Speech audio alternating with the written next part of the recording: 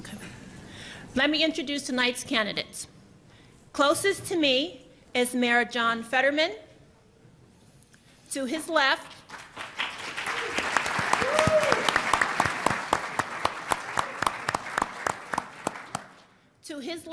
is Secretary Katie McGinty.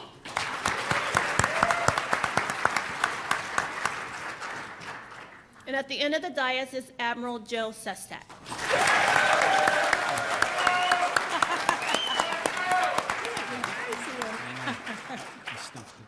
All right, we got that out of our system.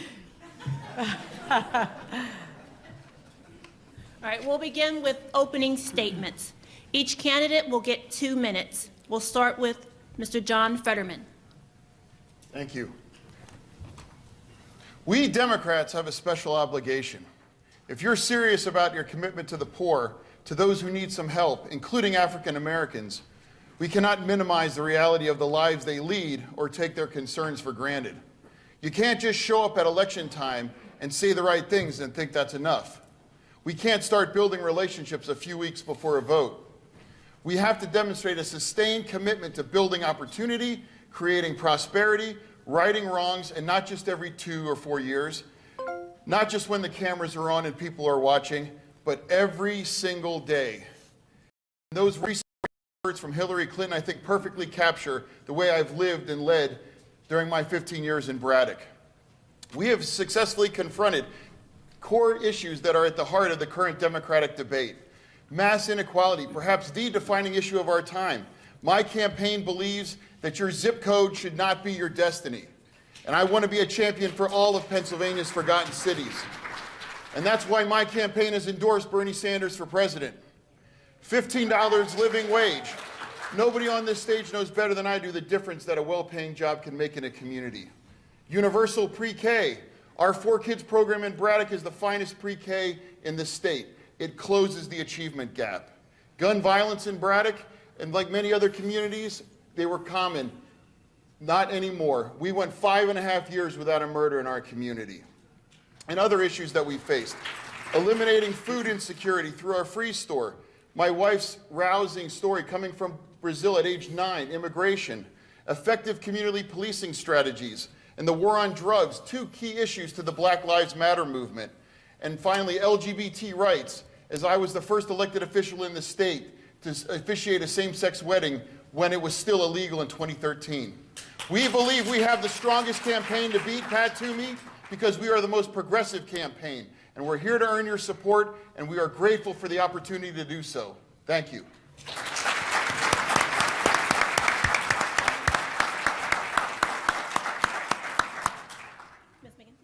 Thank you very much. I'm Katie McGinty, and I'm here this evening to ask for your support.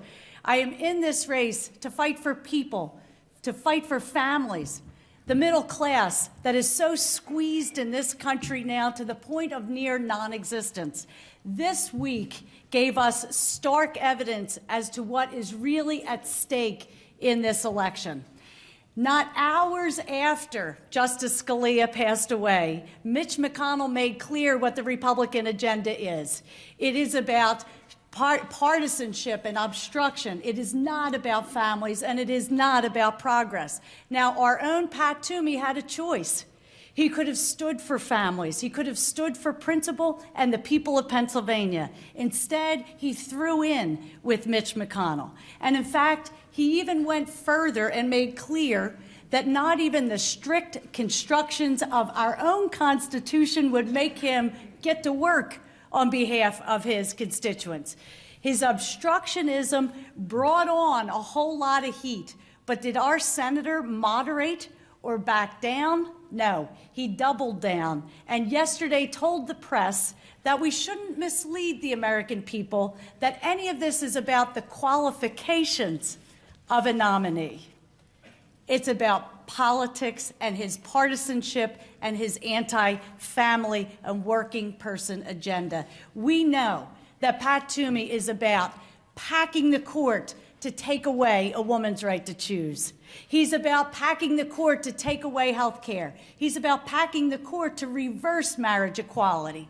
He's about packing the court to take away the right to organize and collectively bargain for a living wage, for decent benefits. His agenda is anti-middle class, it's anti-family. We cannot let Pat Toomey win, and with your help, I will not let him win. Thank you very much.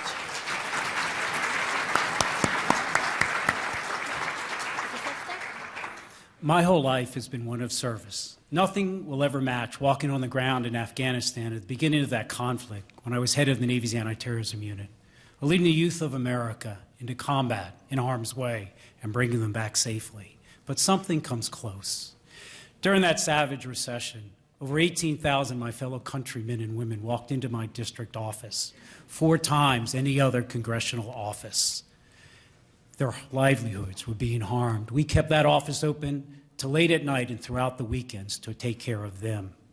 At the other end of 95 in Washington, D.C., I fought hard for that economic stimulus bill so teachers could keep their jobs to teach our kids.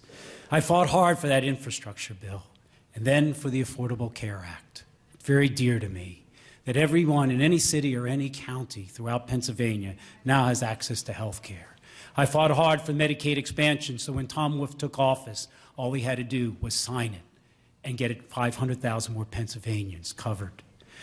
When I left office, I still wanted to serve, and I turned down all those lucrative lobbying and consulting jobs. I went to teach at 5 universities, but also went to Plowshares, which had to do with the elimination of nuclear weapons. I went to work for the Center of Refugee Affairs and Disaster Relief because I saw such devastation around this world. I went to work at a nonprofit in Philadelphia, and there I worked for the underserved to bring education to them. Secretary Clinton asked me to be on a special panel that could work with China in the one project the Assistant Secretary of State said actually worked with China. I turned back all my pay raises as a congressman, and I also turned back anything that I was given from those nonprofits. I am rich in service, and that's why I'm running for the Senate again, to bring that breadth and depth of experience that no one running in this nation has of foreign affairs, nor in the United States Senate, to understand that our militaries can stop a problem, but we never fix it. And second, I never again want to see those 18,000 citizens walk in another congressman's office. We must restore their dream.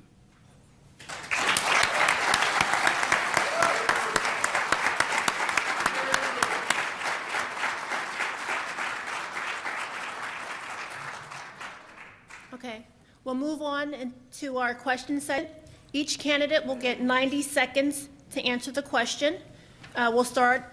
The order is in alphabetical by last name, starting with Ms. McGinty. And then we'll do 30-second rebuttals if needed. The first question will come from Anisha Singh from the Center for American Progress.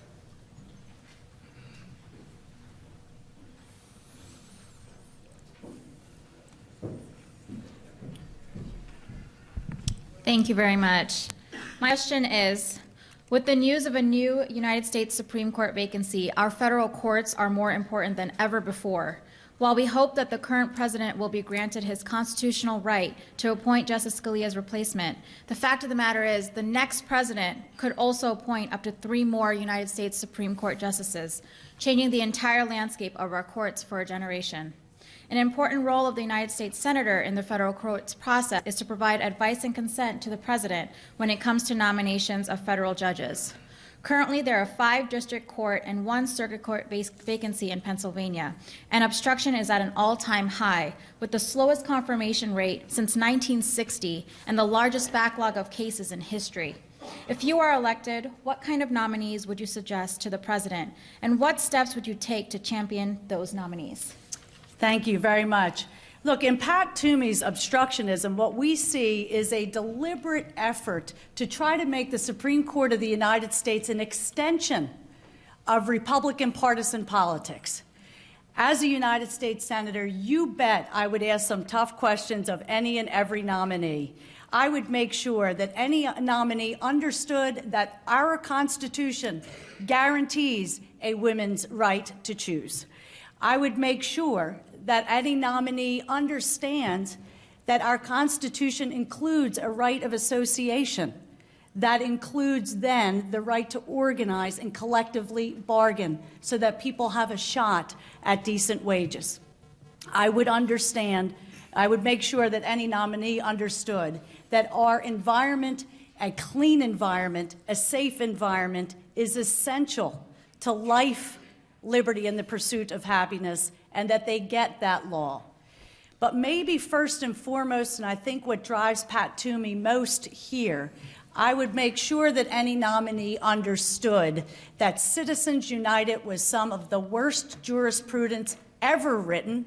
It is not good law, and that it is all about making our democracy drown in dark money. Pat Toomey's dark money super PAC friends, I'd make sure any nominee understood a real Constitution respects and protects one person, one vote, and makes that real again in our country.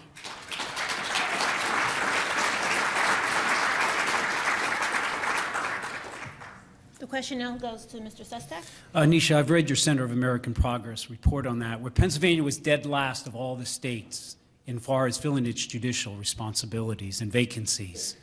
This is important because the branch of government that most shapes the character of America is not the legislative or the executive branch, it is the judicial branch, because eventually everything goes to court, even a presidential election.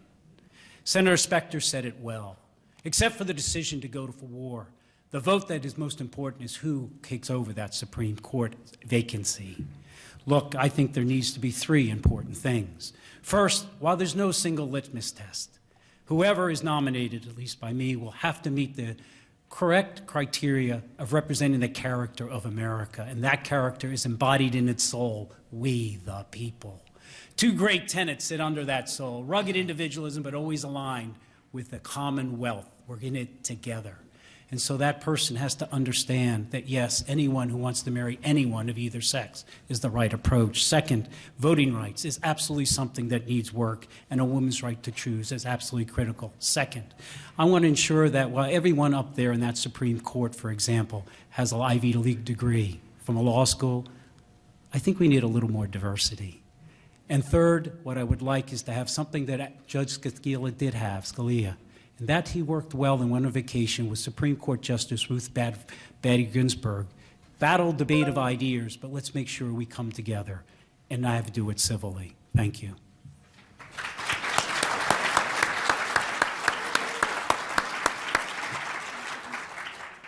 Mr. Fetterman? Hey, I'm proud to say that I wore a litmus test in this case, because you think of all things that are near and dear to us as progressives, they're constantly under siege by the court system.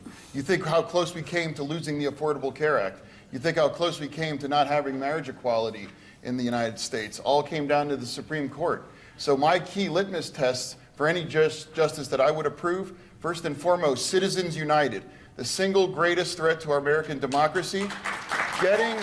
Getting the poisonous influence of money out of our politics is the most important thing we can do in this generation for future generations. Second litmus test I'm inflexible on is a woman's right to choose. How many different states across this country have enacted restrictive laws to make abortion harder and harder for women to secure? In Texas, you have to drive 500 miles for one.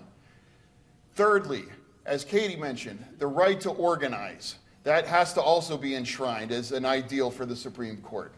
And finally, our fourth greatest threat is climate. Because any climate agreement, any climate deal is going to end up at the Supreme Court. And can we all agree that if 100 out of 100 climate scientists agree that this is a major issue, and will you rule in favor of proactive legislation on climate change? Thank you.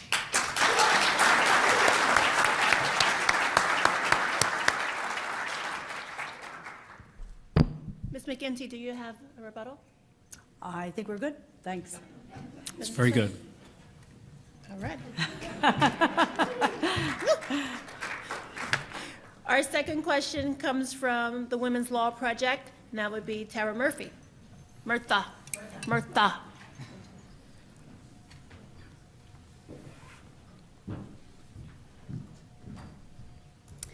Hey, thank you. The Women's Law Project is proud to be here today as a member of the Pennsylvania Campaign for Women's Health, a group of more than 50 organizations advocating for women's health and economic security in Pennsylvania. Working women still earn significantly less than their male counterparts and face serious challenges in the workplace as they are pregnant or parenting. Those burdens are especially heavy on low-income women and women of color. I'd like to ask you, what have you done to help working women get paid a fair wage and receive fair treatment when they're pregnant or caring for a family? And specifically, do you support the Pregnant Workers Fairness Act, the Paycheck Fairness Act, and the Raise the Wage Act? Thank you. I co-sponsored and voted for the Paycheck Fairness Act. I also voted for, which finally got passed through the Senate, the Little Ledbetter Act. And the minimum wage we raised in my second vote, I believe, down there in Congress, where we increased it about 40%. But you are spot on. A Latina makes 54 cents on the dollar of a white male. An African-American woman makes 65 cents for a white male. And overall, it's 77 cents. The act that I want to fix most is the Pregnancy Discrimination Act, because that law that was passed 50-some years ago has a loophole in it that you could drive a Mack truck through. And the reason this is so important is understand that 2/3 of those on minimum wage are actually adults, and 2/3 of them are women. And they can be laid off at a heartbeat's notice when 1 out of every 5 person who's gotten their job back is only a part-time job. And if somebody wants a full-time job because a woman wants to step over and take care of having a baby, she can be fired under the PDA because of the loophole that's in it. Look, I fought hard for that Affordable Care Act. As all of you know, my daughter had brain cancer. I've got into Congress only to pay back this nation. When women in that Affordable Care Act no longer have to pay twice as much as a male. And Latinas, for example, that have higher rates of diabetes or heart failure actually get covered. And we put in their ethnicity to make sure that when we measure the effectiveness of our health care plan, we measure it for everyone. And there's so much more to be done, and I want to continue that fight.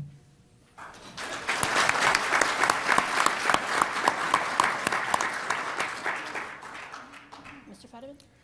I actually got my start in my current career trajectory helping young women of color that were pregnant and or had children at the time. In 1995, I taught GED classes in Pittsburgh's Hill District, and I helped young parents that were either forced out of school or had to quit because of circumstances earn their GEDs. And people don't realize that for every GED that you earn over $200,000 over the course of your working lives.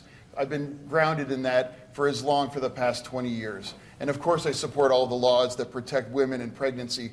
But I think the single biggest thing that we can do for women is what we can do for society as a whole and fight for a $15 minimum wage and a living wage for everybody. And let me just say that's the floor, that's not the ceiling. And that fight begins with each and every one of us there, because we don't have to live off $8 or $9 an hour. The Republicans definitely don't have to live off $8 or $9 an hour. $15 an hour minimum wage is one of the defining issues in our time, especially for women, especially for single mothers that in many cases far too often are the sole breadwinners for their family. Thank you.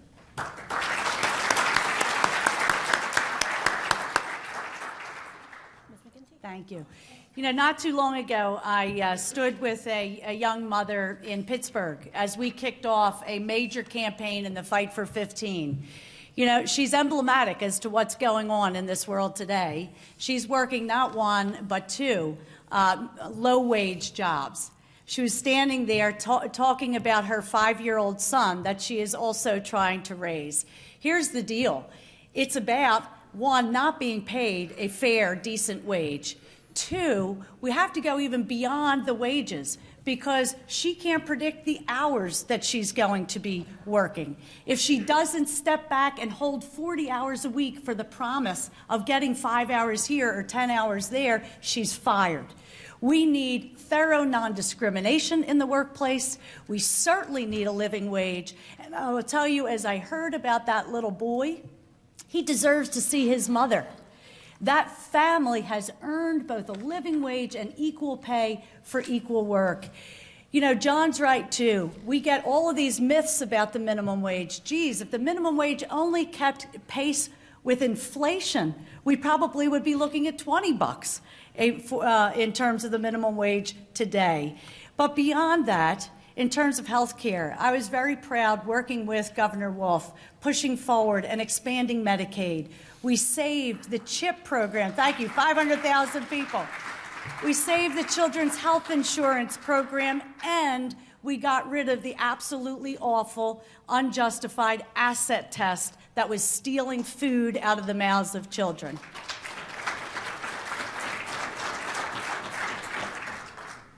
Mr. Sestak, would you like everybody? Yeah, there's 2 points I'd like to add. Keep in mind there's other areas.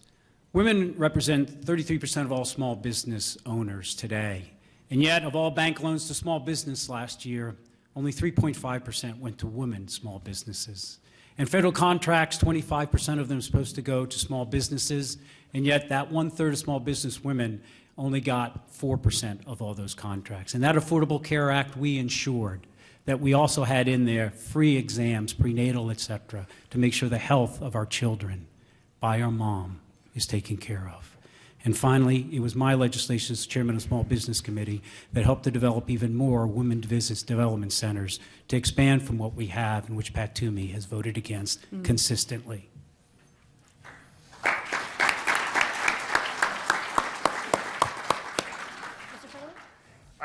I recently came across a study that calculated the average net wealth of African American women in their 30s to 40. And you know what that net worth was? $5. $5. Look it up online. You know, what does that say us as a nation? You know, we need a revolution when women in their 30s are worth a net $5. When the richest 20 Americans have more wealth than the combined bottom 40% of this country. Something is wrong and we need a revolution.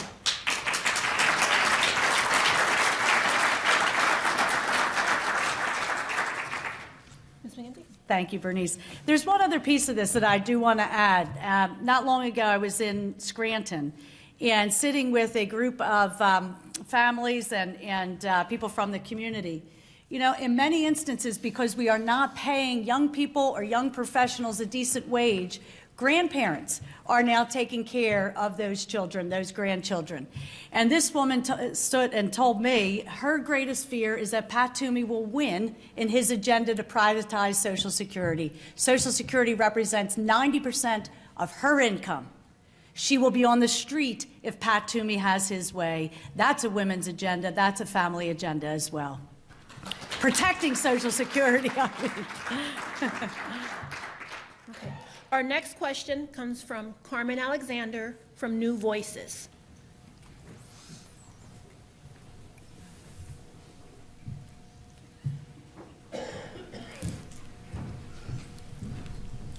Good evening. Thank you, Keystone Progress, for this opportunity. Reproductive justice is the human right to control your own body. It's critically important to New Voices and to 1.5 million women of color in Pennsylvania. With unending political and policy attacks at the federal level on an Affordable Care Act, abortion coverage, contraceptive access, paid parental leave, and gender-based violence, reproductive justice is needed more now than ever. If elected senator, how will you champion reproductive justice for women of color who are disproportionately affected and all people? The first question goes to Mr. Fetterman. Sure. Specifically to your question, championing it for women of color, I'm mayor of a small town in western Pennsylvania, Braddock, which is actually 80% African American. And in 2009, we lost our health care. If anyone's ever heard of UPMC, if you haven't yet, you sure will, because they're a $12 billion health juggernaut and they're hell-bent on taking over health care in Pennsylvania. And in 2009, they closed our hospital. They closed it and we lost medical care for all the residents in the area. And it took me 5 years, but I fought to regain access to quality, comprehensive medical care for all of our residents in the area. Nothing is more sacred to me than a woman's right to choose and a woman's right to family planning services. Planned Parenthood has been under siege nonstop. That must stop, and we must rise to the occasion and defend Planned Parenthood as the amazing organization that it is. Thank you.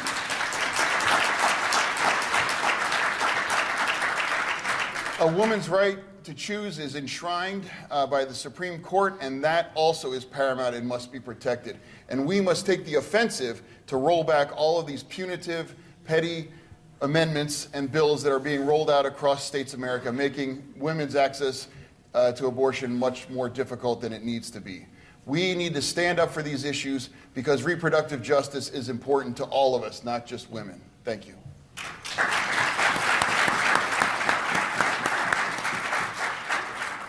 Ms. McGinty? Thank you. Well, I'm the mom of 3 teenage daughters, and when I think of their future, I know one thing for sure. They are beautiful, talented, very capable young ladies, and I will fight to my dying breath for their ability to have their own self-determination, to have the ability to build their future and make their choices in accordance to their values and their dreams. And I will tell you, I will do the same for any young woman in any part of this country or the world. You know, I've also had the great opportunity to live and work overseas, and I've lived in countries where the loss of empowerment by women is an extremely serious and I would say lethal thing. Countries where the demographic splits are such that there are literally tens of millions of missing women because society decided they weren't valuable to that country. This is an abomination and a disgrace, and I will fight with every fiber of my energy and being to ensure a woman's right to choose, a woman's right to be paid decently and equally, a woman's right to choose her own course, to her own self-empowerment and her own destiny. This we cannot compromise on. And I will tell you, in foreign policy, there's a big piece of this too. We'll fight ISIS, but guess what? I want to lead a Malala agenda to make sure every young girl is educated, can read, has skills and tools to succeed. That's how we grow and prosper. Thank you very much.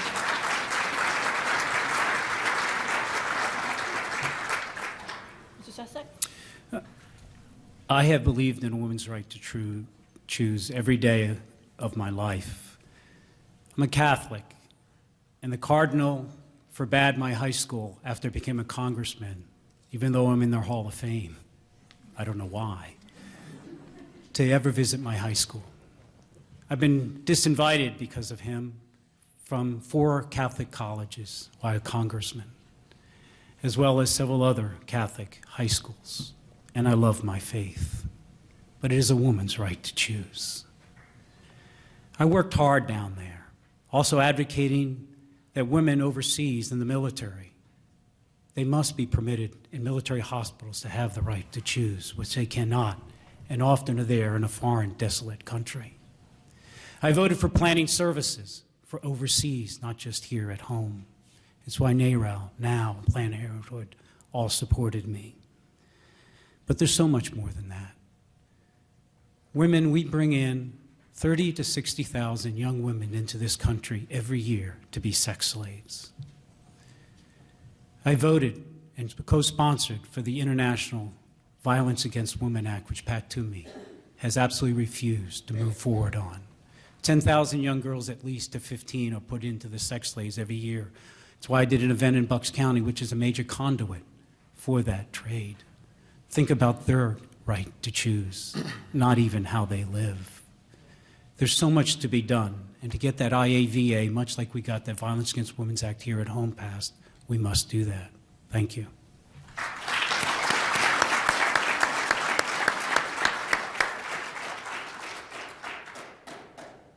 Mr. Fetterman, do you have a rebuttal? No, I don't. No, me. May I add one thing to what Katie added? And to my opening comments about militaries can stop a problem, but we cannot fix a problem. I was on that ground in Afghanistan early in the conflict, and then I went back to visit again.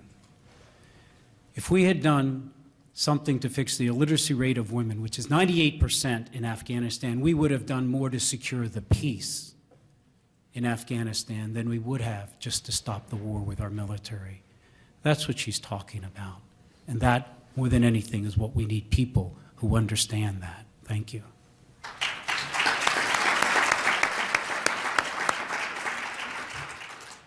Our next question comes from the audience. What will you do to fight the influence of big money in politics? The question goes first to Ms. McGinty. Thank you very much. As I said at the outset, dark money and money in politics really threatens our democracy more than just about anything else. It is drowning out a person's right to have their voice heard. It's at the root as to why in this Commonwealth, while we have a million Democratic voter registration advantage, that gerrymandering holds sway, and that gerrymandering eviscerates one person, one vote. It's the reason why, you step back and you say, well, why the heck is it that we have an economy that doesn't work for people anymore? All you have to do is follow the money. It's about Citizens United. It's about that dark money. It's about those secret checks. People say, how could it be that in today's day and age, people are getting paid the same as they were essentially 40 years ago, while tuition has increased and healthcare costs have increased? Well, all you have to do is look at the fact that for the CEOs in the 80s made 30 times the amount of the average employee. Today, they make 400 times the amount of the average employee. That's something we can't afford. That is brought to you by Koch brothers money. That is brought to you by secret campaign contributions, and I will do everything in my power to end that and restore the real promise of democracy.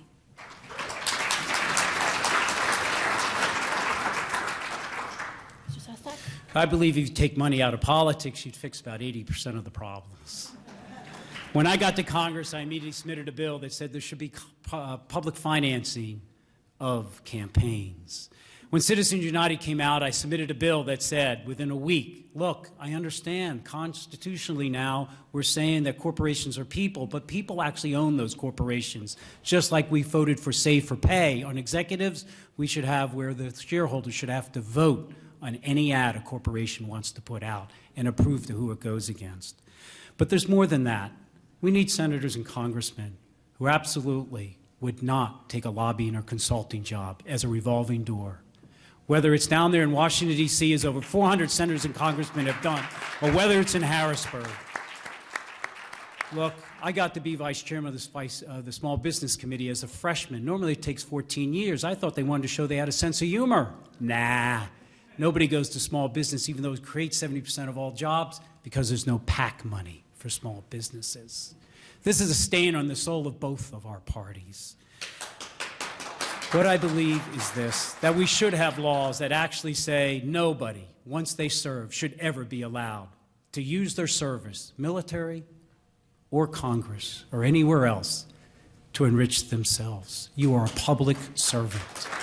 And that's why I turned down those lobbying jobs. Although my wife put her hand when I told her what one of the industries was, and she put her hand on my shoulder when I told the 6 and 7 figures I was offered and said, Joe, are you sure? I'm sure. Mr.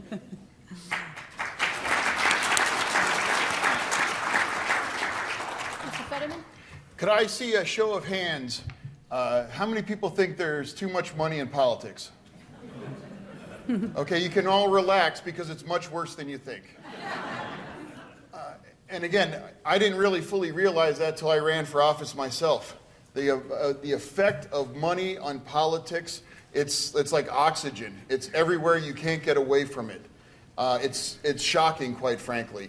And I think that commitment against big money influence starts with the campaign that you have. My campaign is powered exclusively by grassroots donors. And we have thousands and thousands of donors that kick in $5, $10, $15 at a time. It's routinely, we get handwritten notes with $5 bills or $10 bills inside saying we can't afford any more than this, but we believe in your race. And as a senator, I think the most important thing we can do to fight against the influence of money is to rail against Citizens United with everything that we got. And if we are lucky enough to be able to weigh in on the Supreme Court nominee, that person needs to understand that Citizens United has to fall, democracy has to return to this country, and we should stop allowing billionaires to shop for candidates the way you and I would shop for a laptop computer. Thank you.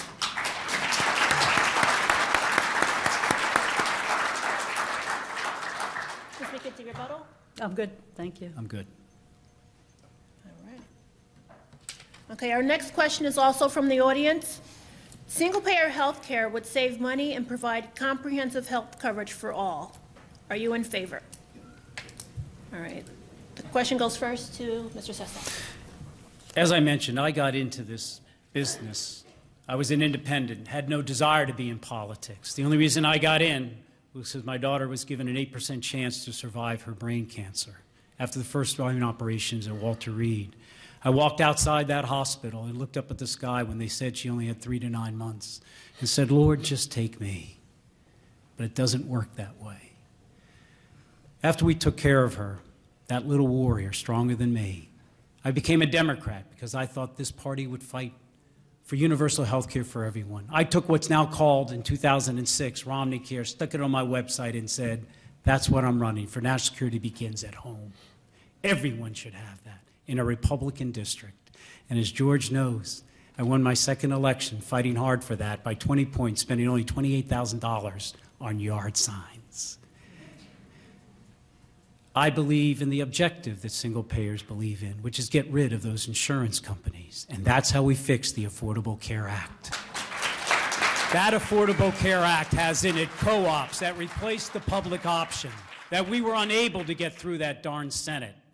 And now you go to Maine, and that co-op, which insurance companies are forbidden to be in a co-op, all that money is now turned into the co-op for health care. You go to Maine, and everyone, 80% of those in the individualized standards of Obamacare is in that co-op and expanding into another state. That's the thoughtful, progressive way to do it through the Affordable Care Act, I believe. But I'll fight every day to keep that health care plan that gives everybody an opportunity my daughter did in the United States Senate. Thank you.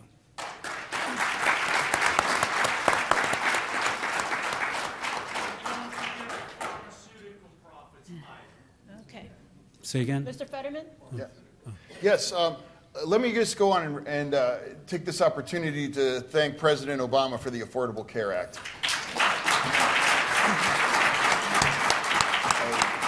As even he would concede, the law is far from perfect, but it affected me and my family very deeply because prior to the Affordable Care Act, my wife and I didn't have insurance. And as soon as we were able to, we bought a policy on the exchange, and about 3 months later, my lovely wife, sitting right there, twisted her ankle and broke a bone in her foot. And our family would have been wrecked medically because of the bills coming in, and she probably wouldn't have been able to get the care that she received as a result. So I am grateful for the Affordable Care Act. That being said, we are the only country in the world of an industrialized nature that doesn't recognize health care as a fundamental right. Everybody gets sick, everybody needs health care. Single payer is the ideal that we should all move towards. But I'm also very grateful for the Affordable Care Act. Does everybody know that there are more pharmaceutical lobbyists in Washington, D.C. than there are members of Congress? Do you know that each one of them spends $273,000 per member of Congress? And why do they do that? So we can't negotiate drug prices with Medicare. That's a $50 billion gift to the drug industry every year. That must stop. And that is one of the things that can help offset the expense to pay for single-payer, affordable health care for everybody. Thank you.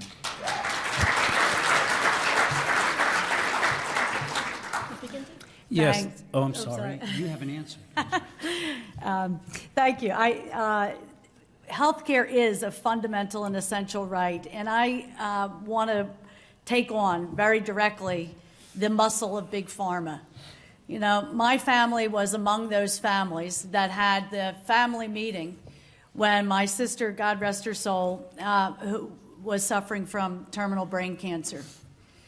And we went to one service provider, and the drug that she was being prescribed literally would have cost tens of thousands of dollars every couple of months. And so we all, as a family of 10 kids, got around the table and figured out who could remortgage their home, who could put off college for a year, who had what money. That's a disgraceful, disgraceful situation. These are drugs that our taxpayers, our tax dollars, go to discovering and inventing and developing.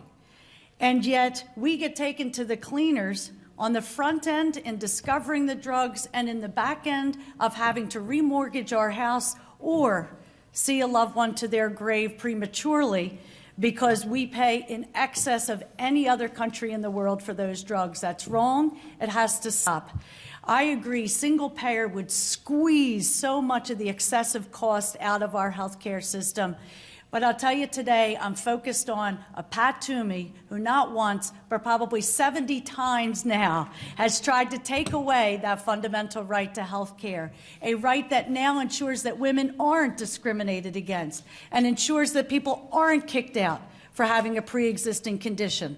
This country needs to hold its head high, ensure that one of the most basic fundamental rights, the right to decent health care, is there and available to every man, woman, and child in this country.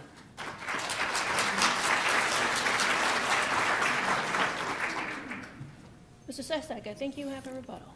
Yes, on the farmer question, to add on what John said, look, in the next 10 years, $129 billion will have to be paid because we cannot negotiate with the pharmaceuticals for Medicare, but we can for the VA and for Medicaid. I can get a drug at the VA for probably half the price most of the times as compared to Medicare. But think about this, pay for delay. These brand name pharmaceuticals pay generic companies not to produce the drugs. We lose $3.5 billion every year as their patent comes out. And then we don't permit, like Vermont does, to take in drugs that are FDA approved from Canada because the pharmaceuticals won't let us. That's $400 every year for seniors that they save up there, but we should do it nationwide.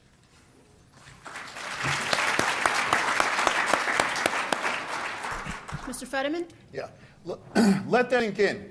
$273,000 per member of Congress. That is remarkable. That's over $250,000 a year that the pharmaceutical industry spends lobbying Congress. Does money buy influence? I don't know. To the tune of $50 billion a year. So next time someone says, well, we can't afford single payer, it's like, the hell we can't.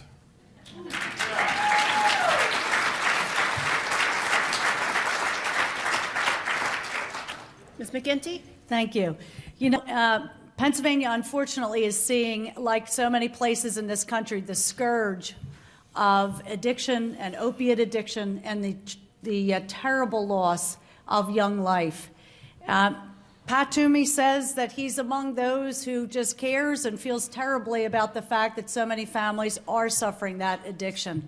But you know, you can't have it both ways. You can't fight to repeal the Affordable Care Act that for the first time put on a parity mental, behavioral health, addiction health with physical ailments and said, finally, we as a country will stand by those families suffering this scourge. Pat Toomey, if you really care about those families, stand up and support the Affordable Care Act and health care for all.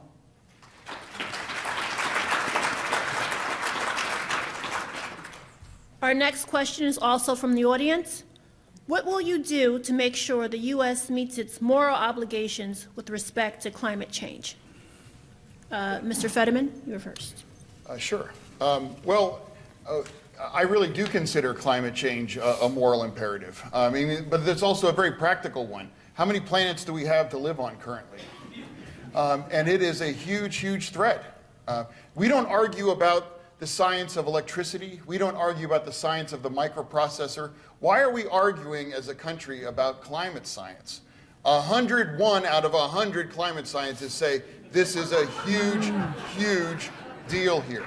And why aren't we acting as a country? Whenever you are acting irrationally, you have to stop and think, why? We only have one Earth, and everyone agrees it's a huge problem. It's like, follow the money. You know, and it's a pair of brothers, the Koch brothers, and the oil and gas industry that is spending billions of dollars to stop meaningful climate change in action. You want to know something else? Some of the most important environmental legislation that's been passed over the last 40 years has happened with Republican presidents in office. The Montreal Protocol, the sulfur acid rain, tradable permits. All these different things, getting lead out of paint and gasoline, have occurred with Republican presidents. We need to bring the Republicans back to common sense. We need to bring them to the table because we only have one planet and it's under siege thanks to climate change.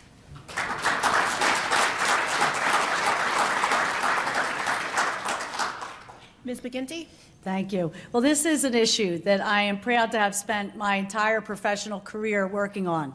Way back in the 1980s, starting in 1989, working with then Senator Al Gore and organizing some of the very first hearings in the United States Senate on this critical issue, and then serving as a delegate in the negotiation of some of the key climate change treaties.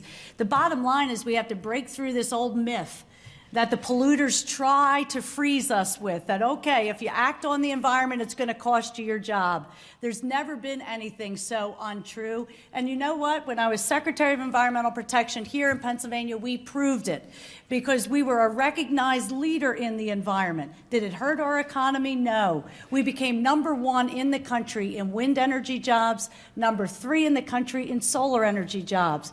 We pushed and became a recognized leader in energy efficiency, dialed down pollution, and did it save taxpayers money? $300 million of real savings in dialing down electricity bills as well. You know, you do have to get a kick out of these guys. When it comes to climate, they either completely deny or they say, well, geez, I'm not a scientist.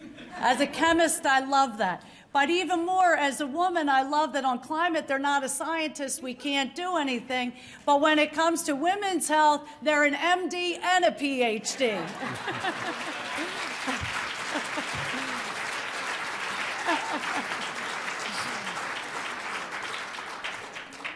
Mr. Sestak? Climate change is the #1 strategic livable issue our planet and our nation has. It is a national security issue.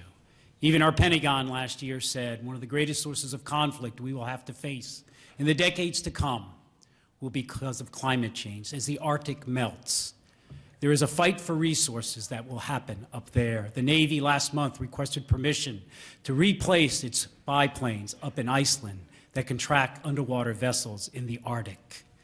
The greatest sources of conflict will come from the drought and other types of areas. But this is why I was for a moratorium on fracking in 2010, and I am today. Even our Solicitor General, Eugene T. Pasquale, said our DEP was not ready to handle. It was undermanned, understaffed, didn't have the proper regulations, and could not enforce it. And how can we be doing something like that when the Halliburton loophole won't even let the EPA come in under the look at the Safe Drinking Water Act and a law passed in 2005? This is not Flint. It should not be Flint. 84% of all those chemicals those companies put on their website, at least one of those 84% of companies put it on, at least one chemical is not disclosed.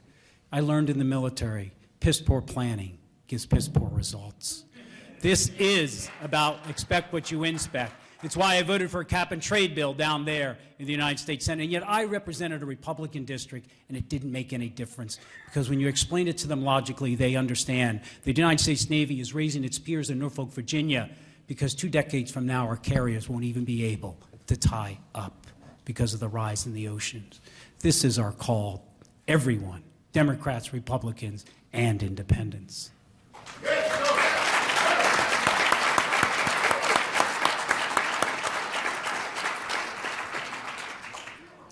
I didn't mention earlier that we have a bell if candidates go over, and we're not afraid to use it. Uh-oh.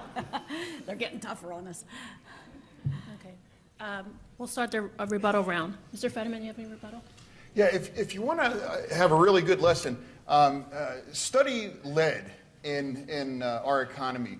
And you go back and you study that it was in gasoline, it was in paint, and you read and study just how strongly the industry fought getting lead out of these things. And it seems crazy in retrospect to look at it when you realize just how toxic and devastating it is. The same thing is true for carbon. We need to fight big industry influence. We need to get money out of politics. It is a huge, huge issue, and the only way we can get to that is to get the money out of it.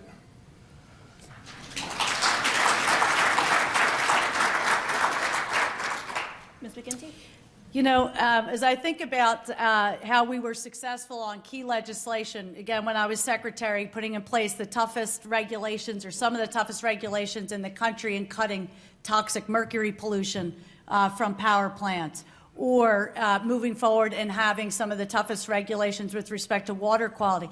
It's often about building coalitions. And I guess on climate change, I think there is a national security coalition to be built to bring those voices to the table, but also public health.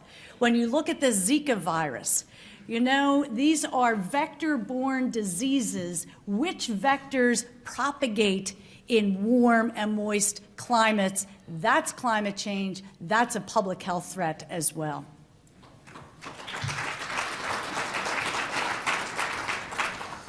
In my time in the military, I visited over 80 countries, places like Djibouti. My wife is an international environmentalist working in Africa, in the former Soviet Union countries. The devastation that is out there, and to see the poverty, aggravated soon by climate change and even more, and droughts, this is a harbinger for a moment for us to stand up and bring it back home. She's right. This is U.S. leadership bringing together the coalition of the world. This is where the United States leadership is most desired, both in the Senate, but also throughout this world. We're all in this together.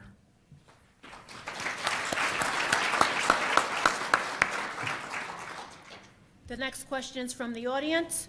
What is your stance on the Trans-Pacific Partnership? And we'll start with Ms. McGinty. Thank you. I'm fundamentally opposed to the Trans-Pacific Partnership and the fast track that preceded it. You know, we have for 30 years been throwing these Hail Mary passes and saying, oh, just one more agreement, then we'll get our market share. What have we seen? We've seen an evisceration of market share. We've seen the loss of manufacturing. We've seen the loss of family-sustaining jobs, and we've seen the loss of the middle class. We've got the biggest market in the world. I, for one, would just like to see us invest back in our own country, in our own economy.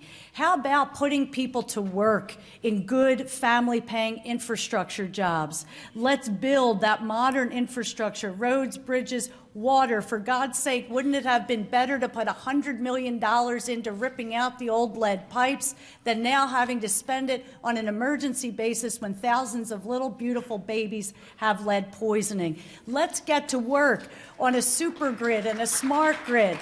And you know what? Let's be willing to tell China, you are full of you-know-what in terms of manufacturing today is not about cheap labor. It's about skilled labor. And nobody can compete against the men and women who work in these United States.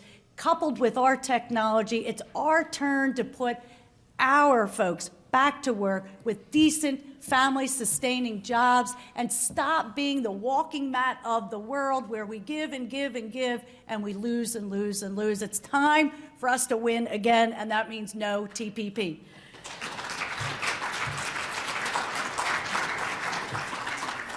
Mr. Fetterman? Yeah, I thought I would leave this world never saying this phrase, but Ross Perot was actually right about something. You know, remember his famous phrase about NAFTA, that you're going to hear a giant sucking sound, and that's going to be jobs going down to Mexico.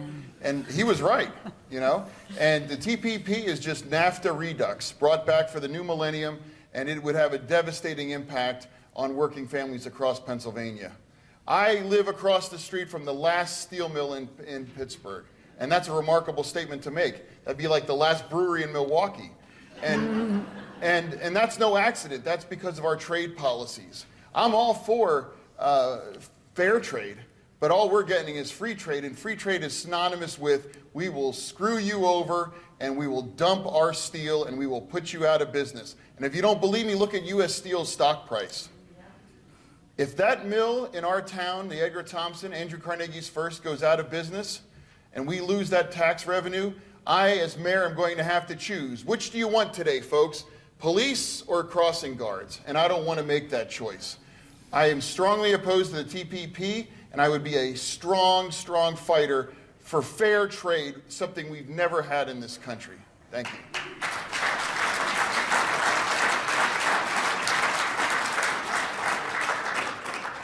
Rebuttal, Ms. McGinty? I just want to say, Can I give it 30 seconds? Oh, you didn't go. It's all right. I met my wife, and 2 days later, I resaw her for the second time, and I said, "Hi, Susan." She said, "Have I met you?" That was a joke. It was a good one, But too. it's true. May I? Thank you. I am not a supporter of the TPP. How can you be when our intellectual property is not protected in it? When 7 of the 11 nations that are involved in it have minimum wage less than $3. When a company can sue a government, much like that Canadian company is suing the U.S. government today for $15 billion because we rightly closed the XL pipeline. Look, however, I am supportive of President Obama's objective of trying to build a coalition of those nations in ASEAN. Why? It's a national security issue. And that's why we have to retool the TPP. China already has an infrastructure bank trying to dominate that region of the world, as well as elsewhere that Britain has joined. There has been 4 naval conflicts already out there in the South China Sea, as China has said, we own, China owns the South China Sea because there's 19 trillion cubic feet of natural gas underneath it. This is about economics right now. And we need to have those nations bound to us, to where we set the international rules of the road, because China is not abiding by them, as it has already built 4 artificial aircraft upon which it is already landing aircraft. It's why our president moved 60% of our Navy to the Western Pacific. It's a national security issue, but I believe with the right approach, you can have a TPP, as John said, that is free trade for us, by binding that coalition, not in a Cold War way, but to make sure China follows the rules of the road. Thank you.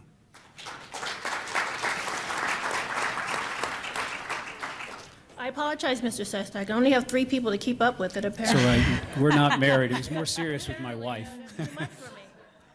All right, now rebuttal. Ms. McGinty, would you like- Thank you. Yeah, I think this is another area where just pointing out in terms of what's Pat Toomey's agenda. On so many issues, he works directly against the interest of his own constituents. We see that in his relentless attack on Planned Parenthood, 104,000 Pennsylvanians depending on Planned Parenthood for their health care, yet he tries to end it. Same with his effort to try to repeal Medicaid. In the trade context, he led the charge to get rid of the Ex-Im Bank. What is it? It is something that tries to level the playing field for our manufacturers. He was warned, please don't do it. 40,000 jobs in Pennsylvania are at stake. He did it anyway, and GE is one example. After that, let go 1,500 hardworking Pennsylvanians. That's courtesy of Pat Toomey. I'll do it out of order. Rebuttal, Mr. Fetterman? There's an underlying issue here, and that is our nation puts less into training and retraining than any developed nation in the OECD. Less. And the $18 billion we used to put in was called wasteful, duplicative by the GAO. The last great social compact we need is training and education for a lifetime. There's too much disruption in this globalization of the world not to invest like we do in the military. Come on in as a cook and flip burgers. By the time you leave, you're a 4-star chef. That's the type of investment we need for training and retraining in a globalized world where disruptions will be under our control.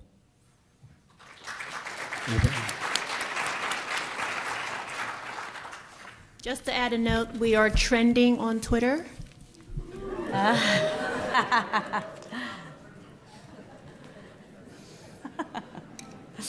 Slow night. Trending. First on that one, right? I don't know. Yes, I did. Okay, our next question is from Twitter. How about that? Keystone Progress is dedicated to dismantling racism. What will you do to fight systemic racism? The first question goes to you. Yes, Mr. we do Sestak. have a systemic problem. How do we know? It isn't just the judicial system and the criminal injustice system. Look, you take children of color, African American, who are in pre-K. Almost 40% of those suspended from pre-K are children of color. Look at those who are in IDEA, disabled, development, in education. 50% of those who are put into restraints are children who are African American. Something is wrong systemically. I visit a prison every year on Veterans Day. For the last 10 years, because I didn't want people to think I forgot them just because I wasn't a congressman. Go in there and visit with them and wonder why some of them are there with those crazy little inane laws that put someone there for such a small quantity of drugs. 2 of the first 3 people I hired for my staff were African American, 1 a woman, 1 a man who was incarcerated for years, and he's mighty fine. I go to an African American church 2 or 3 or 4 sometimes every weekend. I did as a congressman. Well, my party wouldn't let me come into Philadelphia Democratic events when I ran against Senator Specter. But the African American community welcomed me. And that's why I went to Cheney University, the oldest historical black university, first, to show them that I owed them. Half the people under the age of 3 years old today are children of color. They will be our largest national asset in 15 years. If they aren't our largest national asset, not in terms of only numbers, but in quality of education and health care, we don't make it. This is about all lives, yes, but let me tell you, Black lives matter.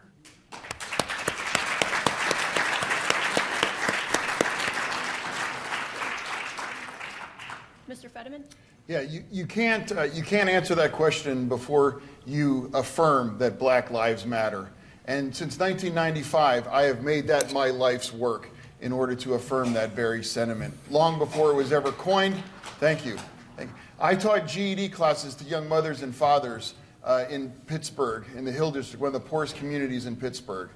And then I went to Braddock and to teach more GED classes and to help young people get a leg up in life and to help fight against a school system that expels and suspends black students at many, many times the rate of white students.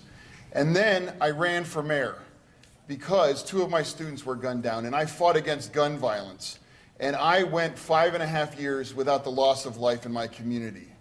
Furthermore, we pioneered and we adopted the most effective community policing model that I'm aware of, because we had these dramatic drops in crime without any corresponding rises in complaints from the citizens that we police.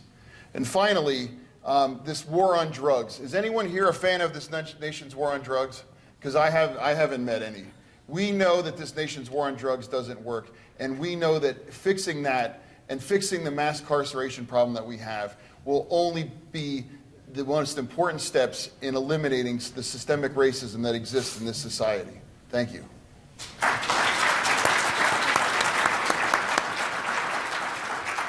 Thank you. You know, yes, Black Lives Matter, period, full stop. And it's beyond me why anyone feels pulled down when we recognize the dignity of another person. All of us are lifted up when we recognize that dignity.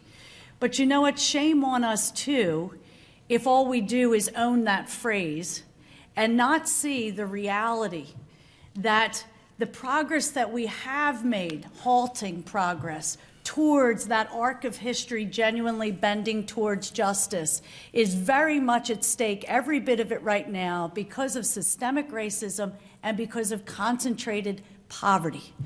We now have the shame of having an education system that has the biggest resource gap in the country between rich and poor. You know, we have a campaign to try to shut down schools and punish teachers. Really, when you go into those impoverished school districts, here's the deal. The kids are being tested on biology, but there's not a single certified biology teacher in that district, right? Or there's not a school book.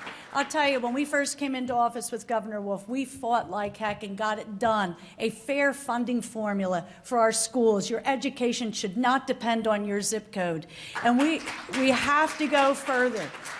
You know what? When it comes to economic development, we need to ensure that the people have been in a community and the pillars of community can afford to stay in that community or not chased out.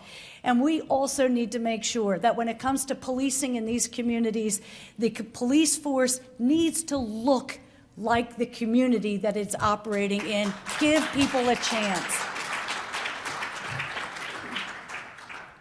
Mr. Sestak. Yes, in that health care bill, we made sure that we inserted that there would be health care hubs in the lower and the underserved of our communities. We made sure not only ethnicity, but also race would be one of the indications used as a criteria to judge the health care bill's effectiveness. As far as small business, it was my legislation that tried to enhance and increase the minority small business loans. Why? They have the least default rate of any loans from the Small Business Administration. And that's why I tried to have created minority small business development centers. There's a lot to be done for livelihoods, but let's make sure we take care of their lives first. Thank you.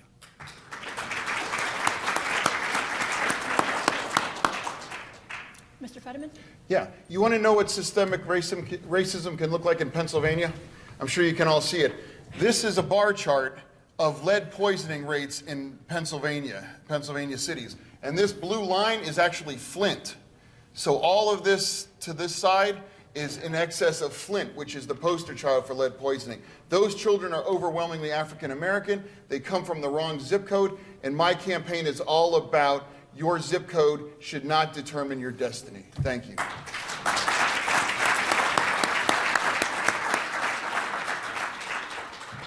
Ms. McGinty? Well, a key piece of this, as we know, is criminal justice reform. You know, when we think about the crash of Wall Street, are you kidding me? We had these crooks that nearly crippled our economy, and they walk free, whereas a kid with a little pot in his pocket is thrown in the slammer. Every bit of that is wrong. We're now a Commonwealth that spends much more on the jails than we spend on colleges, $2 billion. On a positive note, Representative Patty Kim was going to be here. I want to shout out to her and Representative Jordan Harris. They made it happen. They got the expungement bill passed. That's a second chance, a new lease on life. Thank you to those representatives. Okay, our next question is from the audience. Labor rights are increasingly being attacked. What will you do to strengthen a National Labor Relations Board, improve workers' rights to organize and expand collective bargaining? The question goes to Mr. Fetterman first. Well, again, nobody knows in this room better than I do just how much labor is under siege. I live across the street from a steel mill. I live across the street from a union hall. And until we're able to get big money out of politics, we're only going to continue to get these ridiculous trade agreements. We're only going to continue to get trade policies that are stilted towards China's favor. We in this country have to affirm that a $15 minimum wage is the floor, not the ceiling. Our labor practices, we've been declaring war on organized labor for the last 30 years, and we'll look at what has happened to our middle class. It is now on the verge of extinction. When will we in this country finally affirm that we cannot have a thriving, vital middle class unless we affirm the strength and the dignity of organized labor, both in the private sector but also in the public sector? And until we, thank you, and until we enshrine those protections to organize, we in this country are going to continue to witness the middle class in this country withering away, and with it, the secure foundation of our American democracy. Thank you.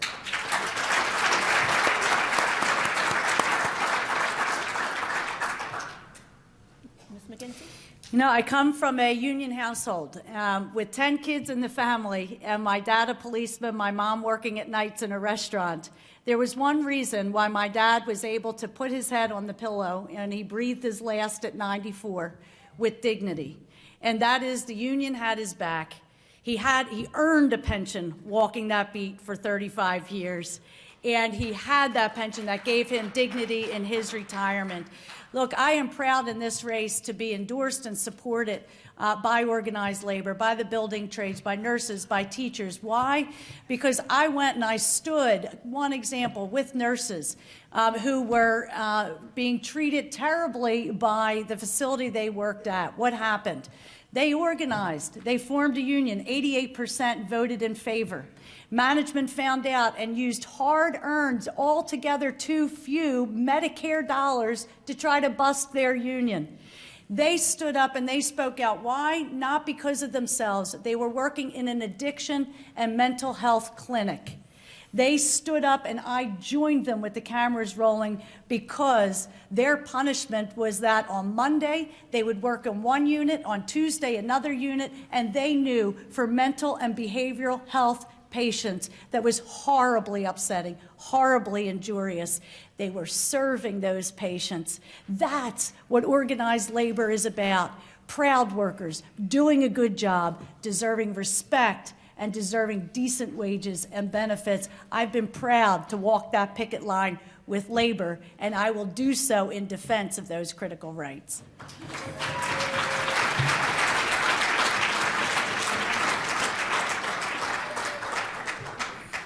Mr. Sestak?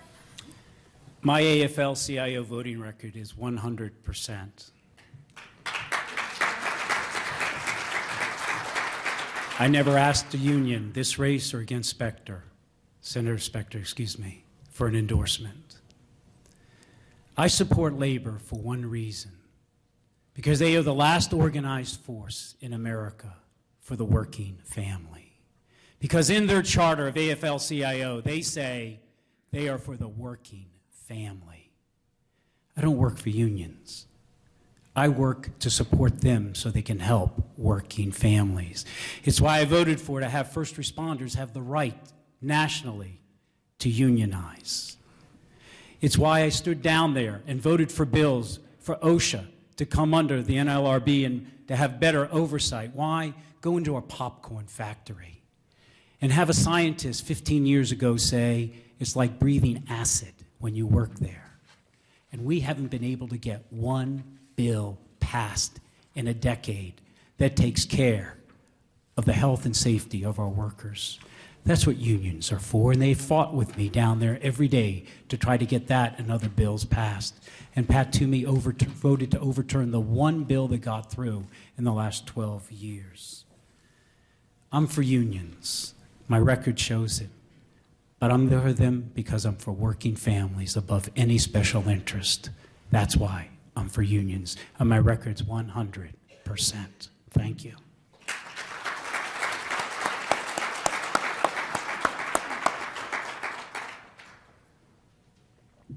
Mr. Fetterman, do you have a rebuttal? Yeah. I'm 46 years old, and in all those years, I've yet to meet a greedy union member.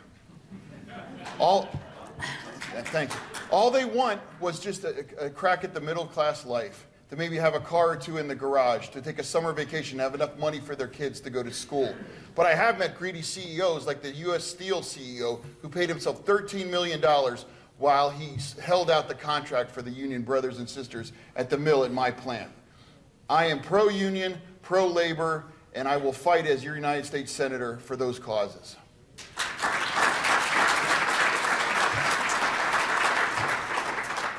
Ms. McGinty? You know, the golden age in America's economy came 50s, 60s, when manufacturing jobs used to be dirty jobs. They used to be unsafe jobs, and they were not well-paid jobs. People organized. They got together. That's what created the great middle class in this country. The next chapter, though, is important. Service jobs are a big and growing part of our economy. We need that same focus to say service jobs also need to be good jobs, to be family-sustaining jobs. That's not anyone in the service industry asking for a handout.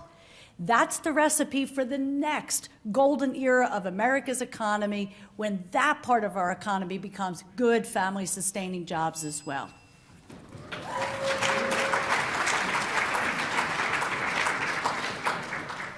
Rebuttal, Mr. Sestak? Let me give you the template from which I approach unions and other issues. Come on into the military. Man, woman, any race, no matter what, you get equal pay. And those wages rise all the time. Come on in, and in this union of our military, everyone gets health care. Everyone gets education. You can't even be promoted to be a senior enlisted without at least an associate's college degree. Come on in and earn a pension. I used to say everybody in the military is a Democrat. They just don't know it. No longer. I think it's pretty obvious that's what unions stand for. How can you not be for supporting unions when for that for the working family?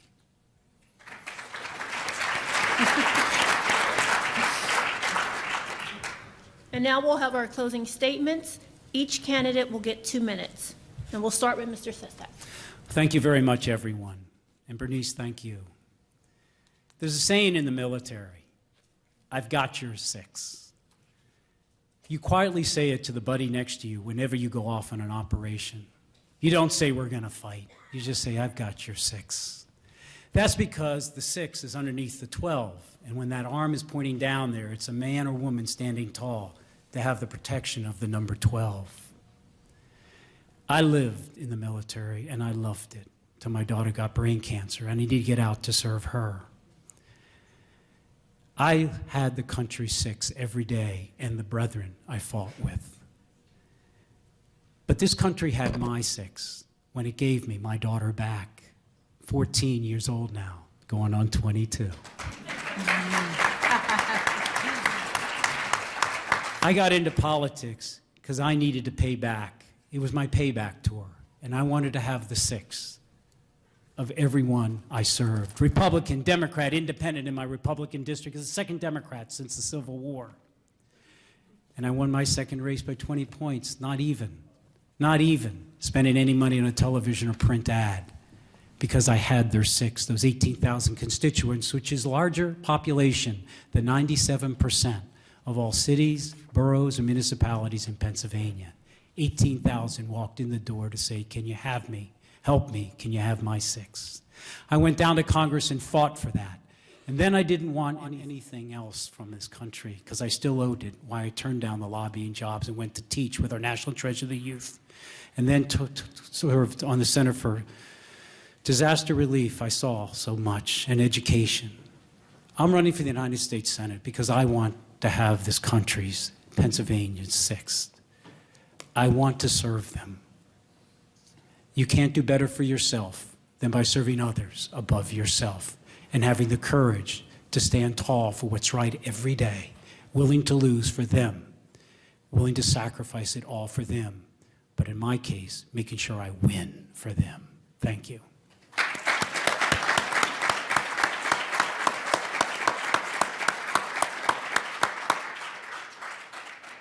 We'll have Ms. McGinty. Thank you. All of you in this room stand for values that are enduring: the dignity of the human person, the right of every person to their privacy, the right of every person to make their own health choices, the right of every person to have the dignity of joy and joy of being able to marry the person they love. You stand for strength in numbers, organizing, bargaining, sticking up for people who show up for work every day and give it all they got, and all they want is to be able to take care of themselves, their kids, and you know what happens. You enable a person to have a decent job, and we've seen it time and again. They're the leaders of their community. Those are the people, the hardworking people and working families. They're the ones who are volunteering to fight fires. I had some volunteer firefighters say to me recently, well, everybody's working minimum wage jobs. We don't have as many volunteer firefighters, and the CEOs haven't stepped up to help on the fires. You've had the back of hardworking people in this country. I've been blessed to live a piece of the American dream, the first in my family to go to college, and then the privilege of sitting in front of you here tonight, asking for your support. I want to thank you. You're making a difference in this world. We're at a critical juncture. This world needs your passion. It needs your values. It needs your commitment to what's right. And I am privileged to ask you tonight to consider supporting me in this critical race as we fight for the future of our families and this great country. Thank you very much.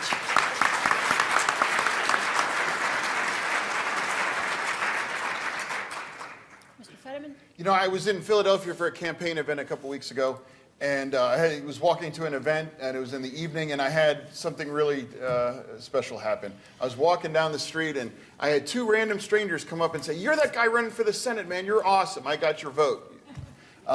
And then by the time I got to the event, I had 2 other strangers cross the street because they thought I was going to mug them.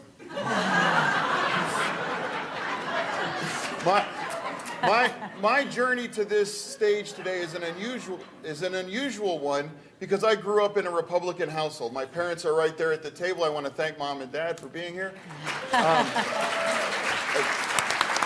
And one of my lame campaign jokes that we've all heard each other's lame jokes, is that I hope I'm the first Democrat that my parents vote for. And it's true. My father just changed his registration online, and he said, "John, Only for you and Jesus am I going to do this. And I'm still working, and I'm still working on my mom. Think about the values that you hold dear. Think of the things that you would work 40 to 50 hours a week for and do that for 11 years. And that's how much I value social justice. Because as mayor of my community, my salary is $150 a month. And that's how much I care about social justice. That's how much I care about Black Lives Matter. That's how much I care about gun control. I wear my heart on my sleeve, so to speak. This number right here is my town zip code, 15104. And the other arm is another issue dear in my heart. These are dates when people have been murdered in my town since I've been mayor. I take this very seriously. It has been an honor to be up here on the stage with these candidates and in this lovely forum with all you amazing, wonderful progressives that make the world go round. Thank you very much for being here, and I look forward to seeing more of you afterwards.